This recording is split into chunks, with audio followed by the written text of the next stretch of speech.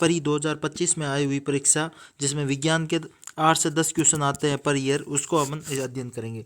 इसमें पहला प्रश्न आ रखा है, निम्न में से किसमें परिवर्तन के कारण मोतियाबिंद में आंखों का प्राकृतिक लेंस धुंधला हो जाता है। जो लेंस होता है मोतियाबिंद उम्र बढ़ने के साथ या वृद्ध लोग या बूढ़े लोगों में होता है, उनमें क्या होता है, प्राकृतिक लेंस होता है वो धुंधला हो जाता है। तो किसकी कमी के कारण, ये पूछ रहा है किसमें परिवर्तन के कारण ये लेंस धुंधला होता है। तो किसमें प्रोटीन, किसमें कमी होगी, इसमें प्रोटीन की कमी से होता है, ध्यान रखना। लेंस, क्योंकि लेंस को पक्षमा पकड़े रखती है, इसके कारण ये लेंस धुंधला हो जाता है। फिर अगला प्रश्न दे रखा है, निम्नलिखित में से दाब की इकाई है, दाब की इकाई कौन सी है पूछ रखा है। पहला है बार, दूसरा है पास्कल, तीसरा है टोर और चौथा है एटीएम। बार, पास्कल, टोर और एटीएम। तो पूछा है कि कौन सी दाब की इकाई है, तो बार भी दाब की इकाई है, पास्कल भी बार की इकाई है, टोर भी इकाई है और फिर एटीएम भी इकाई है। तो कौन सा सही है, ए बी सी डी चारों इसमें सही है। और न्यूटन मीटर स्क्वायर ये भी किसकी इकाई है, ये भी दाब की इकाई है।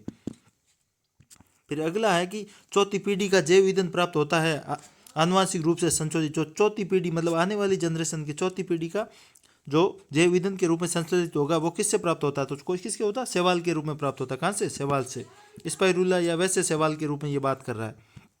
अगला प्रश्न दे रखा है इसने, अगला है कि क्वासी योरकार या मेरिस्मम या जो क्वासी योरकार रोग होता है, कुपोषण है, वो किसकी कमी से होता है। मेरिस्मम एक तो होता है मेरिस्म और एक क्वासी को ये होता है किसकी कमी के कारण होता है ये रोग, ये प्रोटीन की कमी के कारण होता है। एनसीईआरटी 11th क्लास में दे रखा है क्वासी कोर। और अगला प्रश्न देखेंगे, इसमें निम्नलिखित में से कौन सा कृत्रिम मधुरक में मधुर मान मतलब सुक्रोज की तुलना में अधिक है। कौन सी, ये पूछ रहा है कौन सी शर्करा, मधुरक किसको बोलते हैं, शर्करा को, जो सुक्रोज से भी अधिक मीठी होती है। तो सुक्रोज से कौन सी मीठी होती है, एलिटेम होती है। एलिटेम कितनी होती है, जो ये 2000 गुना मीठी होती है अपने इससे सुक्रोज की तुलना। तो क्या उत्पन्न होगा, एलिटेम, इसका आंसर जाएगा। फिर सुक्रोज ये क्या होती है, ट्राई कलर उत्पन्न होती है, ये कितनी, सुक्रोज से 600 गुनी मीठी होती है। फिर सेकेरिन होती है, सेकेरिन आर्थोसल्फोबेंजामाइड, ये कितनी गुना मीठी होती है, 550 गुना, कितनी, 550 गुना मीठी होती है। तो और सुक्रालोज ये ट्राई कलर उत्पन्न हो जाएगा। और एस्पार्टेट कितनी गुना मीठी होती है, ये 100 गुना मीठी होगी। एस्पार्टेट कितनी होगी, 100 गुना मीठी। और सेकेरिन 550 गुना। और एलिटेम कितनी हो जाएगी, 2000 गुना सुक्रोज से मीठी होगी। तो बी ऑप्शन अपना करेक्ट होगा। फिर अगला क्वेश्चन दे रखा है, निम्नलिखित में से कौन सा मानव देह तरल या उत्कों में पाए जाने वाला एक सूक्ष्म खनिज है। सूक्ष्म खनिज का पूछ रखा है। तो जैसे वर्ध खनिज कौन से होंगे, MgKCHOPNCAS, MgK 54 केस। इसमें फॉस्फोरस दे रखा है, बिल्कुल फॉस्फोरस है अपने पास। फिर इसके बाद में सल्फर है, सल्फर अपने पास है। फिर मैग्नीशियम भी है, मैग्नीशियम है। तो अगला उत्तर कौन जाएगा इसका, आयोडीन। कौन सा दे रखा है, आयोडीन, ये हो जाएगा।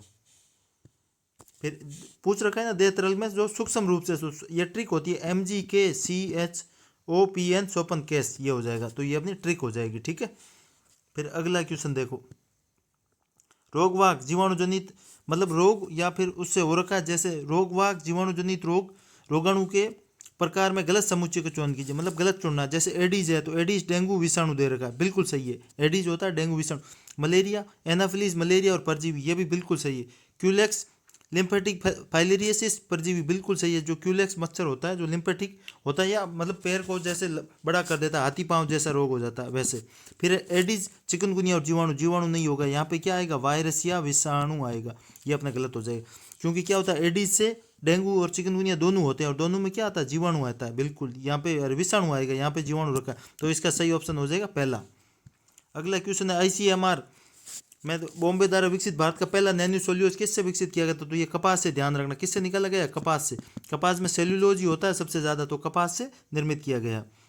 फिर अगला सवाल, IUCN की रेड लिस्ट को क्या कहा जाता है, रेड लिस्ट को कहा जाता है, रेड लिस्ट को क्या कहा जाता है, IUCN की रेड लिस्ट को जीवन का बैरोमीटर, जो जीवन के दाब को मापती है, जीवन का बैरोमीटर बोलते हैं उसको। ये अपने RS में आ रखे हैं, RS प्री के जो अभी हुई थी 2025 में, उसके सवाल है।